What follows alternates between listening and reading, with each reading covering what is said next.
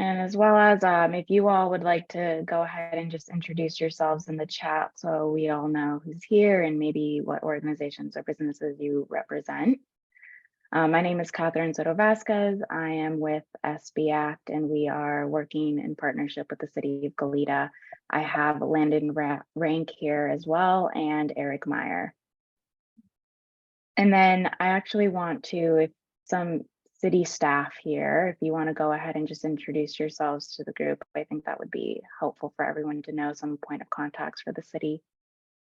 Yeah, I can start. My name is Chuck Flax. For those of you new to this meeting, this meeting is organized by SB Act, which is a contracting organization with the city of Goleta, specifically to do this kind of work of planning and community engagement, as well as possibly, hopefully, setting up a neighborhood navigation center at some point in the near future.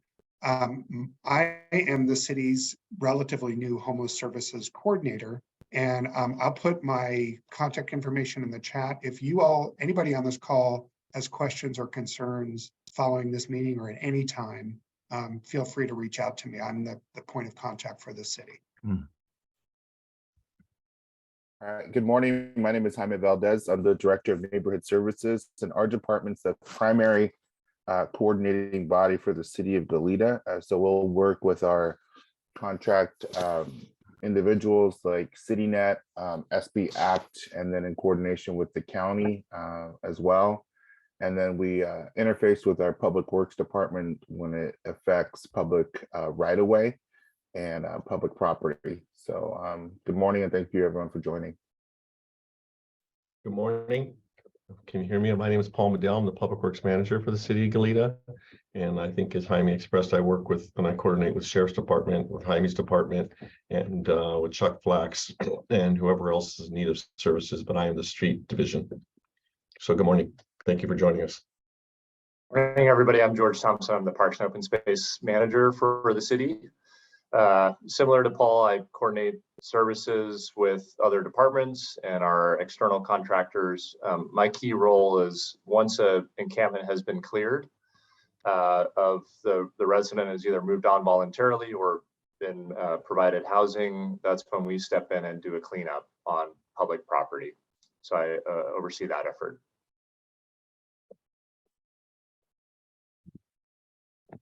All right, thank you. And then we also have Mayor Prodi and Councilmember Stuart Kasdan that are here today, but they also participate on a regular basis when we meet weekly to discuss strategies and areas that we're working on. So thank you for being here. And then I do want to just take a moment. Al and Anais, I see you're on the call. If you want to go ahead and introduce yourselves and your teams and the areas that you cover for Goleta. Hello, good morning, everyone. My name is Al Ortiz. I'm the Regional Program Supervisor for CityNet. We currently have 2 staff members covering Goleta, the city of Goleta, and that would be Alan and Brooke. There are case managers that cover the Goleta area and all the encampments and individuals. Good morning, this is Anais Diaz with Good Samaritan Shelter. I'm the program manager of street outreach in Santa Barbara County for us. Right now we have Fernando, Christopher, and Gabriel doing Santa Barbara, Goleta, in those regions. I'm actually onboarding one more person today, so we're really excited to get our team a little bit more full, which is great. We are like Al said, we are the boots on the ground that get to engage with our community that definitely feels invisible out there. Thank you both. And I mentioned this earlier, but we've had a few people jump on as we've been doing introductions. And so I just wanted to share again. Today we have Lucille Boss with the County of Santa Barbara that will be reviewing encampment response strategy and protocol for the County of Santa Barbara, but then we'll also be discussing what that looks like and how it translates to the region of Goleta. And then from there, it'll just be an open forum for people to ask questions about those protocols and strategies, as well as any other areas of concern or just general questions that you might have for our efforts in Goleta. One way So now, actually with that, Catherine, I'll actually jump in just to mention you have a county tract that covers the corridor. So many of that is in the Goleta area of the railroad tracks and highways. So I have Saul, Serai, and Bailey also covering those areas as well. thank you. So now I will pass it over to Lucille. I believe you now have sharing powers. Not quite. There you go. You should be good now. Perfect. Thank you. Want to make sure that I am sharing the right one. Okay. All right. Do folks see the extreme weather and emergency response slide? Perfect. Thank you. Good morning. Again, my name is Lucille Boss, and I serve as the Encampment Response Coordinator for the County of Santa Barbara, and that's a newish position with our county. And I wanted to start out today just with a couple of other updates that I think are really relevant when it comes to our service providers and encampments. So it seems like the storms that we experienced were several months ago, but that was just a week and a half, 2 weeks ago. So wanted to make sure that folks were aware of the efforts that our homeless service providers, our street outreach folks did and coordinated in response to the storms. So in early and mid-January, we worked with providers to get flyers out. So they were in the creeks and the riverbeds county-wide, transporting clients to warming centers that were open 24/7 throughout one of the storm weekends. And I think most of the local news has been focused on just one site in South County. So I wanted to make sure that folks were aware that we did have 4 sites, 4 regions. So Carpinteria, Santa Barbara, Lompoc, and Santa Maria covered. And about 100 to 150 people were seen each day among those 4 different sites. The Santa Barbara site, one of the days hit, I think, about 85 people during the day.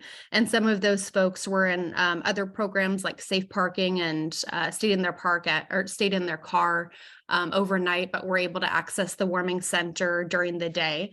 And just really have to thank our service providers for getting the word out and transporting all of the clients to those warming centers. So that's 100 or 150 people who would have been outside in those storms, in the cold, in the wind, and in our creeks and riverbeds who were inside instead. So just a huge thank you to the folks who were making sure that that information was communicated to our vulnerable unsheltered community. Also wanted to give an update for folks who maybe aren't following all of the coordinated efforts in our county. In late 2021, through a new federal initiative called House America, counties and cities throughout the country were asked to set really ambitious goals to rehouse community members and develop new units. And in response to this call for action, our local elected leaders forum to address homelessness set local goals to rehouse 1,000 people and add 100 units to the development pipeline in 2022. And we've been really excited to share just over the past couple of weeks that 1,050 persons were rehoused in 2022, despite the soaring rents and an extremely low rental vacancy rates in our community. And this achievement was really accomplished through tireless efforts of our service providers and the coordination efforts between county staff, city staff, and the continuum of care. And we continue to also see permanent housing projects or new development added to the pipeline. In the past year, 109 units were added to the development pipeline, and that means there's been groundbreaking or they're fully funded. And a lot of that is actually in the city of Goleta. So I want to thank the city of Goleta for really taking the leadership role with the Buena Tierra home key project that will be coming along just in the next couple of months. I'll shift gears and specifically to encampment resolution strategy and protocol. And I can send these slides to the SB Act team so they can share all of the live links. But I want to also give kudos today to our county's Board of Supervisors. They really led the way by providing funding and approving the framework to address encampments. So I can share this link here on this slide, links to a detailed year one progress report. And one of the biggest successes has been really having the coordination among our providers just over the past year and a half, especially. So to go through this first year, you'll see the actions, steps taken in year one. So the Board of Supervisors approved or adopted the encampment resolution strategy, and that include the encampment response protocol and team, and approved our encampment response coordinator role. So to have me as a point person. At the same time, our board dedicated the American Rescue Plan Act state and local recovery funds to strategy implementation, beds, and units.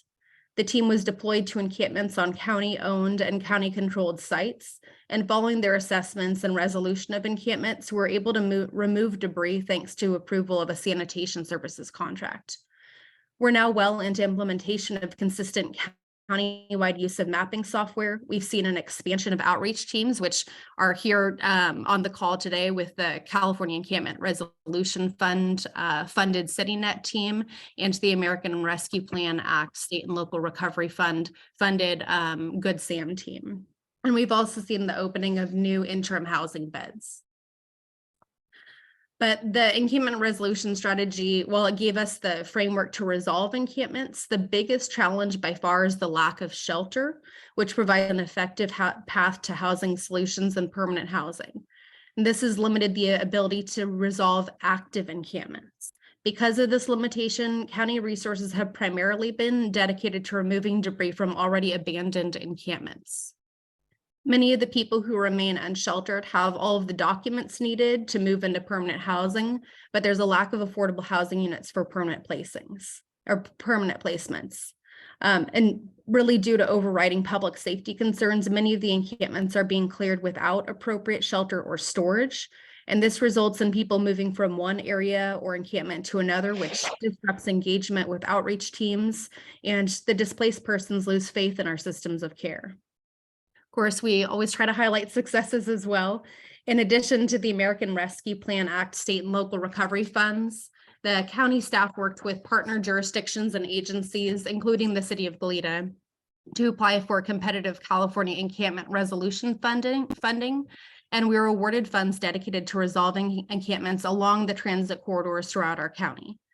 In order to launch those efforts, the county participated in a 100-day challenge to address homelessness, and homeless service providers, jurisdictional staff, and key community partners engaged in planning and goal setting and attended weekly check-in meetings to discuss progress and coach fellow team members through barriers. And last week, the Board of Supervisors approved a recommendation that the county apply for funds dedicated to resolving encampments near waterways, so riverbeds, creeks, and beaches throughout our county. And our team will continue to coordinate with key stakeholders in an effort to develop and formalize collaborative, organized approaches to address unsheltered homelessness at encampments and really establishing effective, scalable, and replicable demonstration efforts. Following the approval of an agreement for interim housing beds, the California Encampment Resolution Funds are providing shelter for up to 12 persons at a time. I think a couple of folks have moved from the Goleta transit corridor into those beds over the past few weeks. For the folks who are data geeks, I'll share that expanded data collection efforts have given a really clear picture of the extent of encampments throughout the county. The metrics that were initially approved back in August of 2021 haven't been as accurate in capturing the actual work and movement of encampments as originally proposed. The county-funded street outreach providers began using our Fulcrum mapping software in early 2021, and in year one, 961 sites were mapped by outreach providers countywide. And the list in the progress report that I'll link to in a bit shows a complete picture of encampments throughout our county that captured all of the sites recorded in that first year. Sites on private, city, and other public parcels, while they're recorded in the mapping software, may have been removed by Caltrans, cities, and other community groups. But working closely with street outreach teams and jurisdictions, the metrics listed in the progress report have been the most relevant to a complete picture of encampment response and resolution. This highlights active encampments, those on a path to resolution, and other status categories. The mapping software allowed teams countywide to record individual sites, which were most often found in clusters. Of the 380 sites assessed, 148 sites in 14 clusters were assessed by the full encampment response team. So that's myself with public health, fire, law enforcement, and service providers. An additional 232 sites reported as inactive or abandoned following movement to shelter, housing, or another unsheltered location were assessed by myself and removed by contracted sanitation services providers. As persons experiencing homelessness and outreach providers await shelter beds and affordable housing units to become available, it's also important to track document readiness, increases in income through employment or benefits, and connections to other services based on individuals' needs. On this slide, I've highlighted a number of encampments in the Goleta area that have been marked as inactive or abandoned, and a focus of the sanitation services providers starting this week will first be kind of the Old Town Goleta area between just north of the golf course to just south of Magnolia Avenue along that transit corridor, and then also just north of Glen Annie and Stork. So you may see postings there and you'll see quick response out there beginning tomorrow. And I'll save a little bit of time here on the performance measures, but happy to share more information about really the calls for service. We did see a 13% decrease following implementation of the encampment resolution strategy, but happy to talk through any of these details as well. I do want to highlight one of my favorite slides really is folks often ask us really, how do we end homelessness? And it boils down to the need for shelter, for services, and for affordable housing. And if you're curious about really how can you support our system of care now, it's identifying affordable rental units, supporting our service provider workforce, and identifying additional sites. So I will stop sharing and turn it back to the SBH team. Thank you, Lucille. Appreciate that. And so now really we want to just open it up for questions about specifically the encampment response, that the coordination that's taking place. But then I think I have a question that I want to hopefully start the discussion with. Lucille, you shared that slide of those encampments that'll be worked on in the week to come. So I'm wondering, Chuck and Lucille and George, if maybe you can talk about what that process looks like specifically. Sure. A little bit about, so we are only removing the abandoned sites. So there have been a number of areas that's just abandoned debris. So that'll be, those will be removed over the next couple of weeks. Outreach providers continue to work with the individuals who are still in active encampments in that area to either assist them in movement to shelter, but also working on that document readiness process that I mentioned, which, in case folks aren't familiar, usually when most of us are moving into a new unit, we easily can access, our pay stubs, our social security card, driver's license, all of that documentation. But if you are unhoused or unsheltered, you may not have access to all those documents. So what the good folks at CityNet and Good Sam are always working with folks to make sure that they have all of those documents. They're also working with them to increase their income so that they may be able to afford additional units. And I wanted to add that we are, in the city of Goleta, have dedicated significant local resources to enhance what the county is doing. This includes a contract with CityNet that's separate from the Lucille SURF contract. What does SURF stand for? Encampment Resolution Fund. So we have outreach workers through CityNet that are dedicated to the city of Goleta. In addition, we have 2 beds at Path that are dedicated for the city of Goleta residents. And we are actually actively putting people in hotels to get them out of encampments and on the way towards permanent housing. And then, of course, the big project that everybody is excited about is the Buena Tierra project, which will be 60 units. One unit is a manager unit dedicated to serving formerly homeless people. And we're all working closely with local Goleta residents to get people ready to move into that project. And we anticipate it having a significant impact. In terms of ongoing reporting, please let me know. My email is in the chat. So if you know of encampments, if you know of people needing help, several of you I am in direct contact with already, which is wonderful. I encourage anybody in Goleta to let me know of people who need help, and then I'm bringing to bear whatever resources we can muster to try to support those folks. So keep that all up, and thank you. I'll just add really briefly, for folks that are on the call, you may or may not know, but one of the biggest challenges in Lucille's and the county have really taken the lead on it is the corridor that we keep referring to, right? This is the Union Pacific Railroad and the 101 corridor. Because those are controlled by bodies that are not the city, we don't have the ability to just go on there and enforce. There's a process to do it. And so sometimes it's a lot slower than we would like. But that's why you'll find a lot of the encampments that are visible from the freeway and those areas, because the state is really kind of overwhelmed in terms of Caltrans to being able to respond.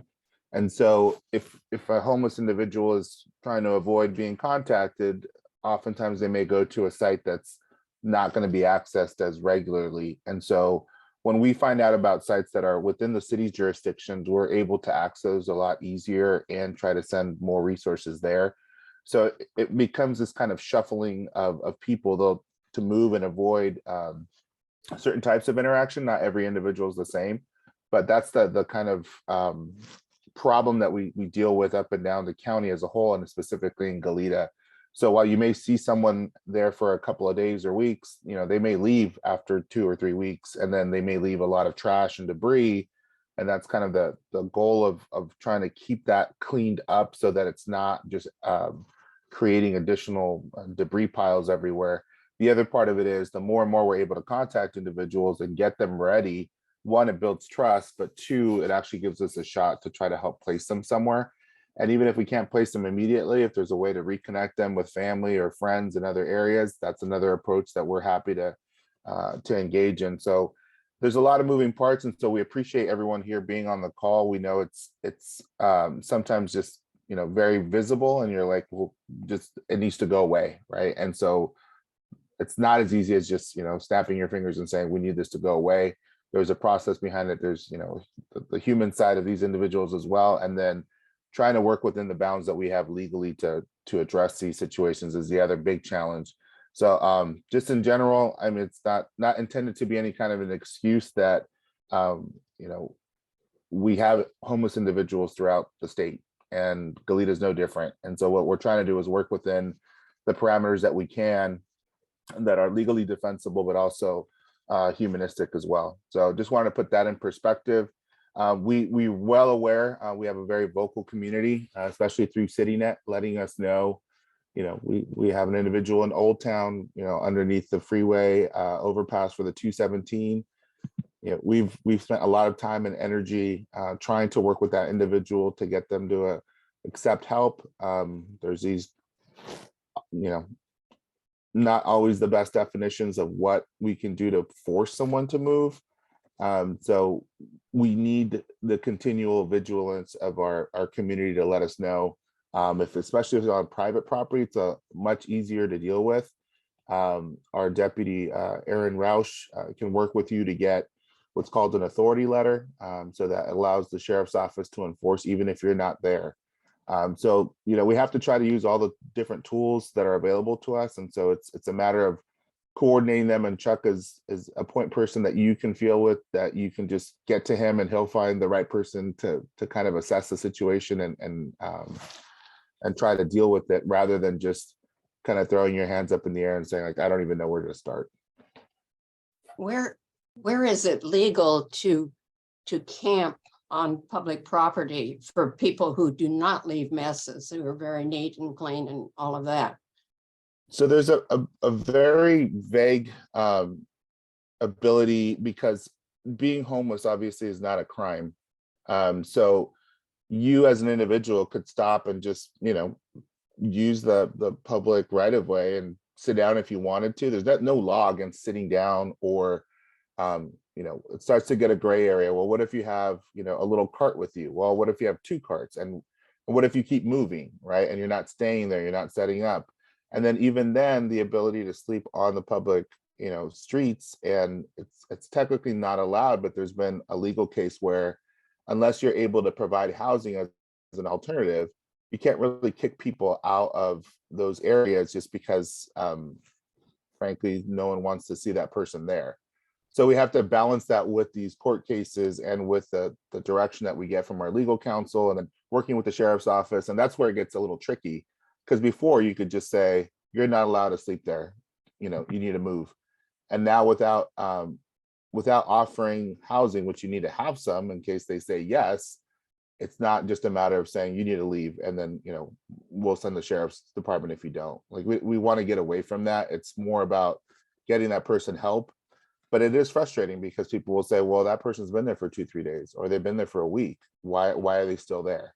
And so we understand that. Yeah.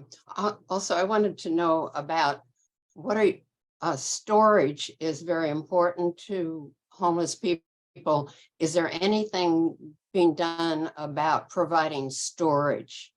So when we have individuals, have carts and things. And so storage. when we have individuals that are engaging with services with CityNet is able to provide storage as part of their contract. So we try to take as many things away that would keep people from seeking help or consider going into housing. And so we do that. We don't rent a bunch of storage units and then give individual keys to go and come as they choose.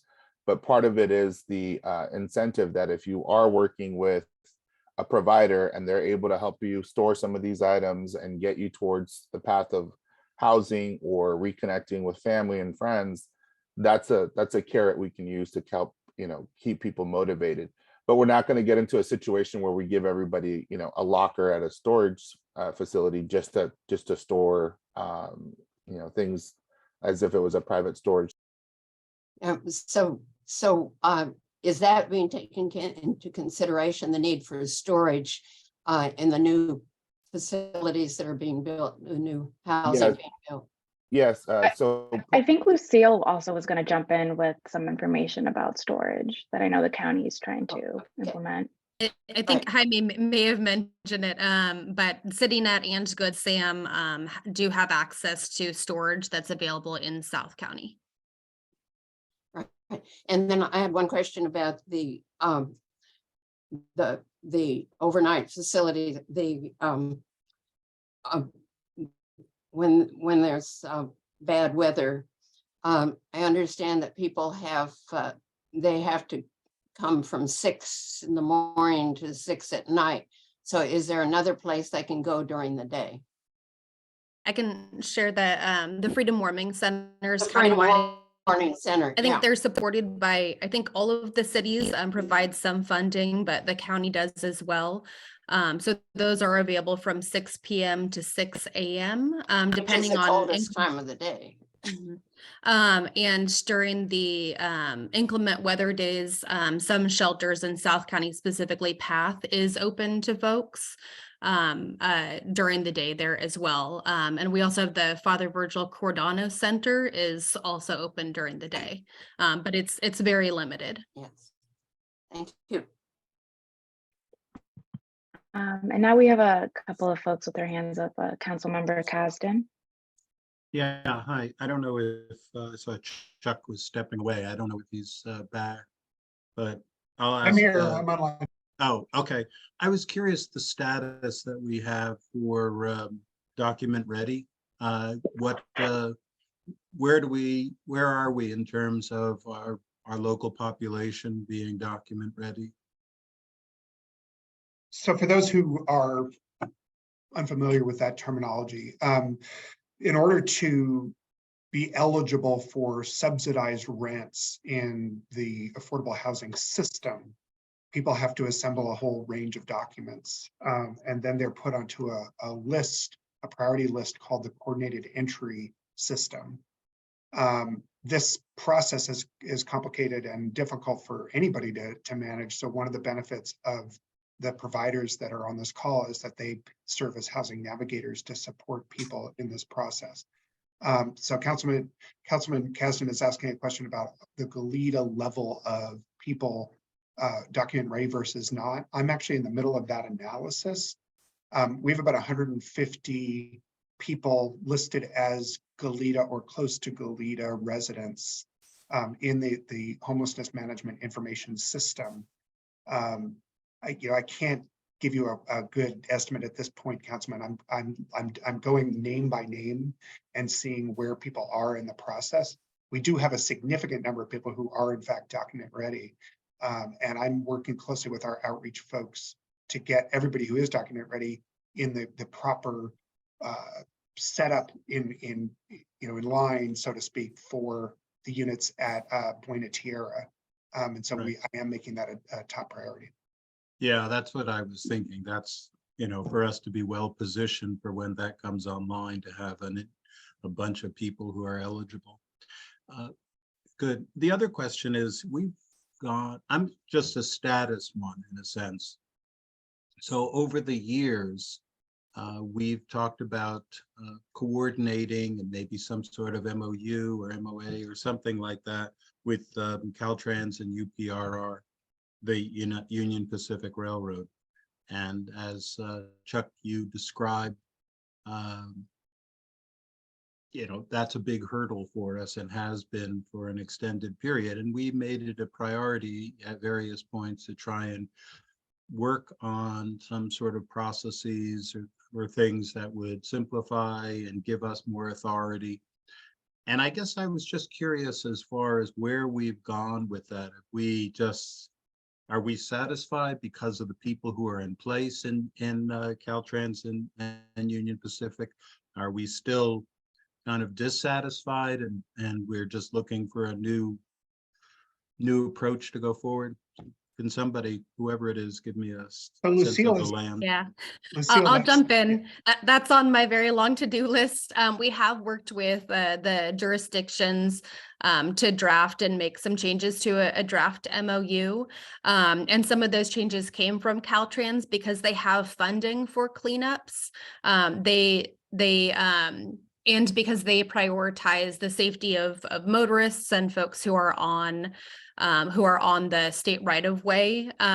They have kind of, I guess, a different set of priorities than a lot of our homeless service providers. So we're still going back and forth with Caltrans and Union Pacific specifically. We want to be able to work more quickly in moving people to shelter and housing before we're removing abandoned debris. That way we're not displacing people and just moving them from one right of way to another.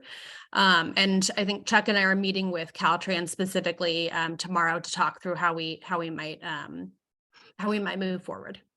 As I recall, one of the goals with the some sort of memorandum of understanding was that it would give us opportunities to enter their land on a regular basis without it being this extended period of programming and negotiation and discussion.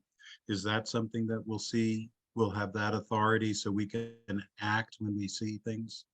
Yes, and right now I have just been filling out the form that they approve for us to enter onto the state right of way. And that's Union Pacific also? Is it? That's Caltrans. For Union Pacific, I email, text, and call and fill out their online form. And So we've been able to go nowhere with them. Is that what you're saying? It is a process. Yes, there are challenges with their availability. Caltrans has a large district, and the Union Pacific district includes all of California and a number of other states. So my goal is to continue to push on them and to move forward with that MOU. So at Caltrans, we're doing nicely. We're moving ahead. We're having meetings, and Union Pacific, we're stuck in the mud. No, Union Pacific is the same as Caltrans. For both of them, we are continuing to follow their processes, but we're hoping to make it a little bit easier with an MOU.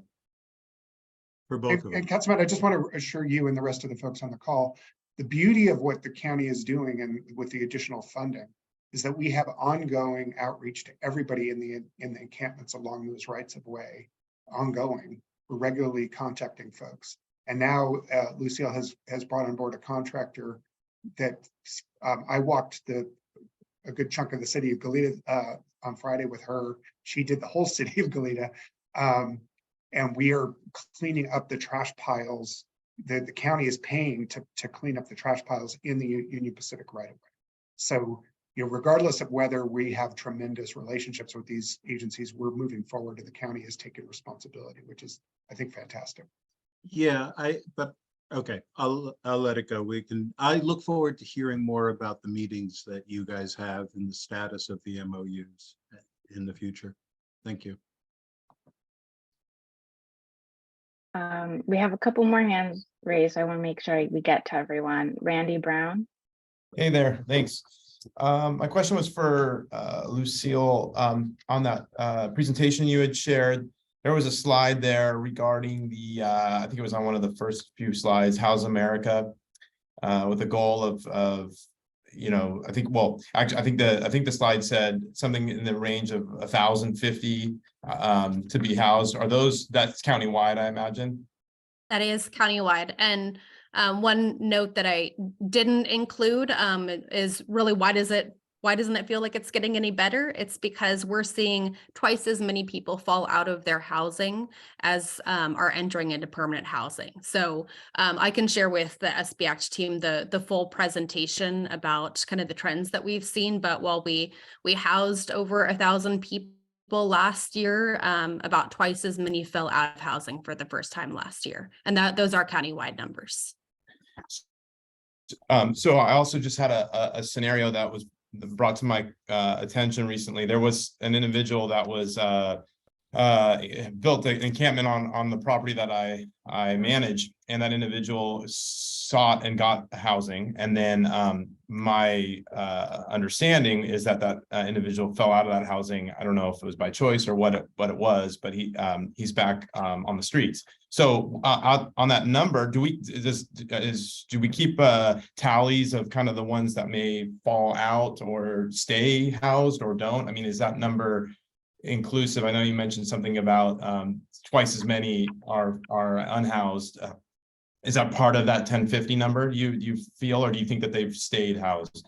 Sure. So we do check on persons' permanent placements at the 3-month, 6-month, 1 year, and 2-year mark.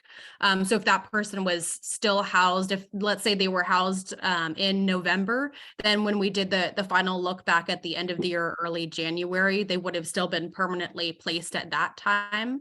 The people who are falling out of housing, that's the people who are experiencing homelessness for the first time. So the 1050 is people who are rehoused, and we're still, as of the end of the calendar year, permanently housed. Gotcha. Well, thanks for clarifying that. I look forward to kind of looking at that slide when it gets shared. Thanks. Sharon Rose, I see your hand up.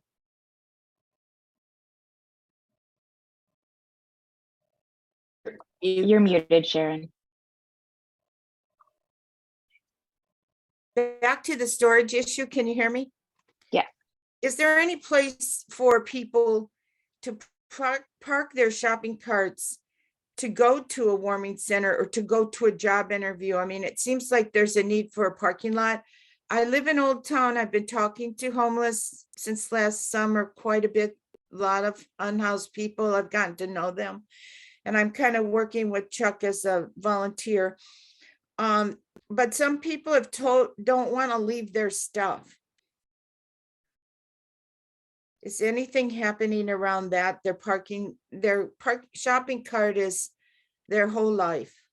So we are, this is an issue that came up in the homelessness strategic plan, Sharon. There are people like you and others have called for some way to protect people's belongings.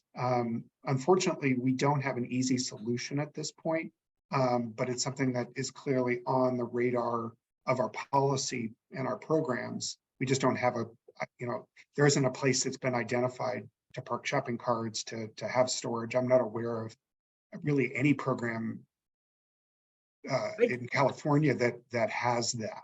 I just wanted to bring it up for all to be thinking about, and you probably already have thought about it. It's a good idea. Yeah. Yeah, because there are people out there who are ready and willing to work, and they can't, they're like, what do I do with I can't go to a job interview with my sleeping bag.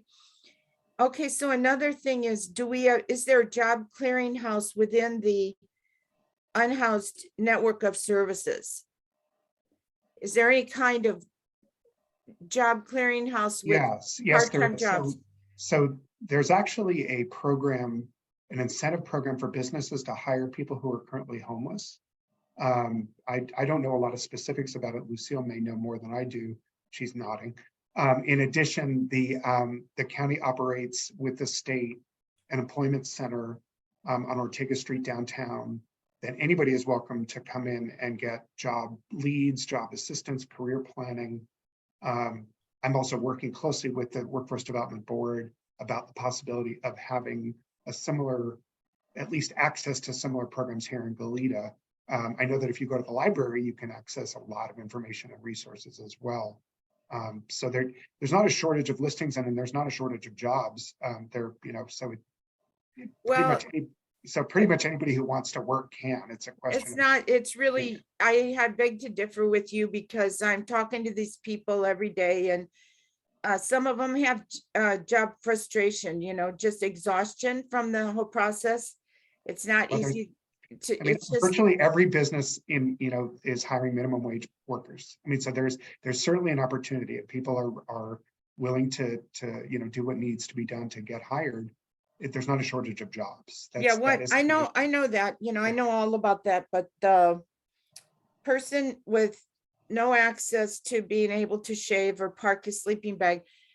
Anyway, you can just direct me to if somebody could direct me to that sort of clearinghouse, or take a place, or where is the central place that helps people like this, where they can go drop their sleeping bag and actually apply, and maybe something will happen. The one that's directed for homeless, what is that called? So all service providers are typically working with clients to increase their income, whether it's through benefits or employment. But Chuck referenced the homeless hiring tax credit. So any businesses that hire an individual who is in the homeless response system, if they're hired, they can claim up to, I think it's $10,000 a year per person, up to 3 people, or up to $30,000 in tax credits. So I'm happy to send that information along. There are a number of different areas, like Chuck mentioned, where people can get connected with employment specific services, like through Workforce Development Board, through libraries and other services. But the outreach providers are working to connect individuals with those resources. Okay, we don't need to spend more time. I'll talk to people privately. The other thing is orientation for volunteers. When someone new like me gets involved, there's a lot of it's a huge network of things going on, and it's hard to grasp it. So what is the easiest way for someone like me to get an orientation? In the past, the county and the coordinated entry system has hosted homelessness 101 presentations. I don't think we've done one in a few months, so maybe that's a note to us to do another one of those. And is it something that goes online then, where somebody could do a self-teaching class? Yeah, typically we try to do it live with folks, whether it's Zoom or in person. I think, Emily Allen, she typically leads those. So I'll connect with her to make sure that information gets out. Okay, too. Thank you. And my last question is about the mentally ill. Some of them are not making it to the warming centers. And of course, we don't have one in Goleta, and they have a hard time accessing transportation. Some of them are afraid of those places. But is the new building that we're going to have in Goleta, will that have wraparound services or any units for mentally ill? Yes. And I can look up the exact numbers, but there are a number of wraparound services that will be available to the folks there, including kind of private rooms for one-on-one counseling and small groups. Okay, thank you for your time. Thank you, Sharon. And just to your comment about a homeless 101 training as well, SB Act is looking to host one in the coming months for the region of Goleta specifically. So I will also connect with Lucille and her counterpart at the county to plan that. I would like to be connected with that too. Of course, we'll make sure we work with the city of Goleta as well to advertise our meetings. So you'll see that in their email blast that they send, as well as if you're on SB Act specific email list. But we'll make sure to get the word out well in advance of that training. I don't believe people can get jobs if they're not document ready. They don't have an ID. Is that true? Yeah, typically that is correct. And so that's also why case managers in our system really emphasizes the document ready process, because it really impacts housing, employment. So that is why you'll hear a lot about that document ready process from case managers, from providers, and in meetings like this. How do they get case managers? That's what the outreach is. So all the outreach that we're doing is to hook people up with case management. So anybody who agrees to signing up with our system will get access to a case manager. Thank you. They have to agree to it. Yeah. Catherine, James, Kyriako, and George have had their hands up for a while. Yes, discussion has been going on. So go ahead, James. Yeah, thank you. Thanks for the opportunity to ask a question.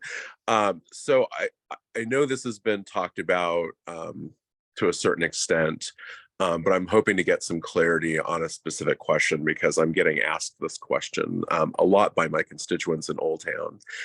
And that is, what is the point where one person's access to public spaces for the purposes of being able to sleep and survive while being unhoused, at what point do we have the ability as a community to protect other people's ability to use those same public spaces for purposes of meeting our other community goals, such as pedestrian safety and bicycle safety? I'm specifically thinking of the 217 underpass, which has been occupied and increasingly growing by one or two individuals in the past several weeks. And it's getting to the point where, because there is no bike path under the 217 in the roadway, the bike path is actually the sidewalk on the underpass. And the underpass on one side of the street, on the south side, is becoming so consumed with the personal belongings of one or two homeless individuals that it's becoming increasingly difficult for pedestrians to safely walk through there, for bicyclists that are trying to travel that east-west corridor, to be able to travel from west to east along that bike path that runs under the underpass. So is there sort of a measuring stick where at a certain point we have the ability to compel a person to move some or all of their belongings so that other people can access that same public space that they have as much right to as anyone else? I would defer to, oh, sorry, I was gonna say, I defer to city attorney. So I think most folks are familiar with the Boise decision, but more recently Grants Pass also included some public safety kind of actions that might be taken. So city attorney, or for us, county council, would rule on that. Okay, thank yeah, you. I mean, I do think actually, Councilman, that Lucille's recommendation is right on the money. I think that what you're raising is a question specifically for our city attorney to rule on. I do know that in certain jurisdictions, they've gone pretty far in both directions. So in the case of in Oakland, I mean, things I'm familiar with, these are anecdotal reports. In the case of Oakland, in the case of San Francisco, and Portland, they've allowed sort of limitless public camping. In the case of Los Angeles, they passed a city ordinance that outlaws all public camping, and essentially gives the law. I mean, they're in direct defiance of the Boise decision, and are giving the authorities the power to move people. And I know in the city of Santa Barbara, there was an action taken under the Cacique Bridge overpass to remove people. So, you know, this is something that cities technically have the power to do, and I encourage our local officials to work with city attorney, and I'm happy to facilitate that process. Thank you, Chuck. We're running short on time, and there's a couple of more people with questions. So we'll go to you, George, and then Mary, and then Sharon. If we have time, we can circle back to you.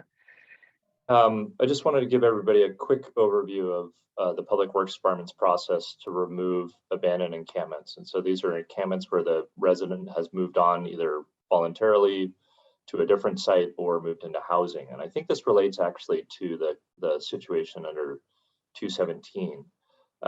We just completed 3 abandoned encampment cleanups last Saturday, so a week from this past weekend, and removed 1,800 pounds of trash from an encampment at Elwood Mesa, one at the intersection of Del Norte, Glen Annie, and then one at Lake Los Carneros. It relates to the 217 area because we're starting to explore a pilot program where we actually provide trash bags to encampment residents and have them bag up what they deem trash, and we'll come out and remove it. We've been successful at reducing encampment impacts at a particularly challenging site out in Western Goleta. And so we're going to give this a try. I think the 217 site really, when you're driving by it, it looks like a lot of fast food waste, wrappers, and some trash. And so if we can at least reduce the visual impact and the crowding on the sidewalk before the next step is taken, we're hopeful that that will make the situation just a little bit better. So, you know, exploring these kind of creative options in lieu of full removal until we get to that point, we're going to chip away around the edges and just reduce the impact to the wider community. We are also looking at branded trash bags. So in the near future, you may be seeing a different color trash bag lining our public right-of-ways. That is directly connected to these encampment cleanups. And so once we get those in place, we'll put out a little bit of press about that.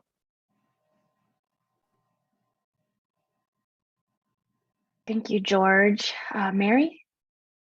On Tuesdays, we're out in Isla Vista there at the community center, and we're getting between 40 and 50 hungry people every Tuesday. And every week we get requests for people, from people to help them get into the system. So type in their information and do all the things that are very hard for them to do.